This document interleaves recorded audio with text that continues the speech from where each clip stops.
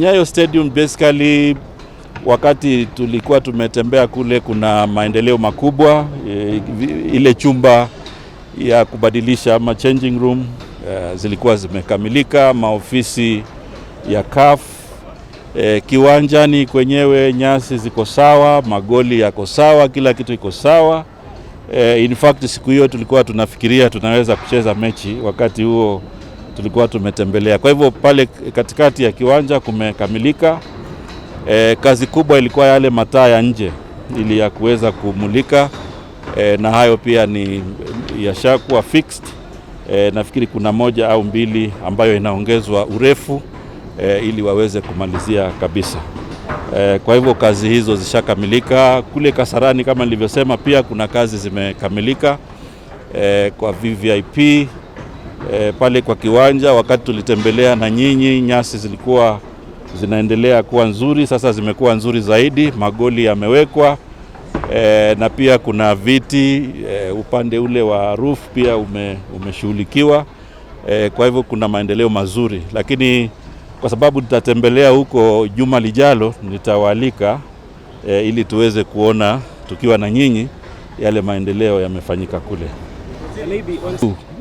With a very clear strategy on how all the infrastructure, this one and others in the country, how they are going to be managed, how they are going to be maintained, and we will have a good framework, which will be accommodating, all the ideas, and therefore we will be updating you from time to time.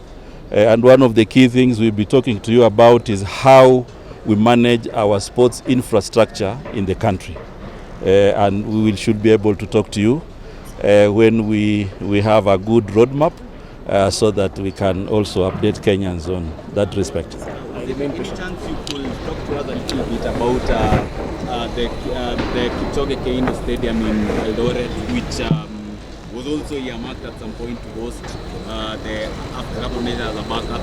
And also at the same time, the president himself, we could see he was angry when he went to Kakamega and saw that Bukungu, which was taken over by the national government, the central government, the contractor really hadn't done anything. So could you give us an update a little bit? Yes. In fact, I was in Kipchoge Keino last week, because in Uasin Gishu, Kipchoge Keino will be one of the main stadiums for AFCON, but we have also decided to do 64 stadium as a training ground, and also another one in Kapsabet, as training grounds. And what we have is that the contractor has been reinstated, and we are actually processing his payment so that he can remain on site. So it is one of the grounds that we also fast tracking, to be ready by the time we do AFCON.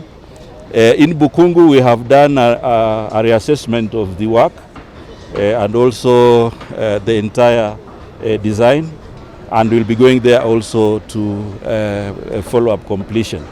So we will have a discussion with the contractor, and then we can complete Bukungu. But we have done a reassessment. In fact, the report was submitted yesterday, and we are discussing the finer details of the technical work to see how we can jumpstart the completion of that work in Bukungu. The project for His Excellency the President, and it is also a legacy project for our youth in the country, because this facility here will be done with the international standards, and it is the first of its kind, and therefore this is a true legacy project of His Excellency the President. And even here we have over 2,000 youths or employees who have been engaged here, and they have been engaged. They will continue with this project until the end, and therefore it has also created employment. It's a visit, and I wish to say that going forward, we would like to continue to work with you, the members of the Fourth Estate, because the projects that we are doing to improve the sports infrastructure in our country.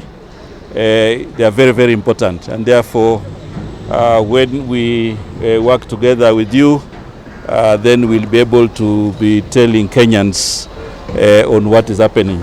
And today I have visited here this Talanta stadium, and basically my visit here is just to reconfirm that the work is going on, and also to say that this piece of infrastructure, which is very historical and is going to be very excellent at the end, is destined for the Africa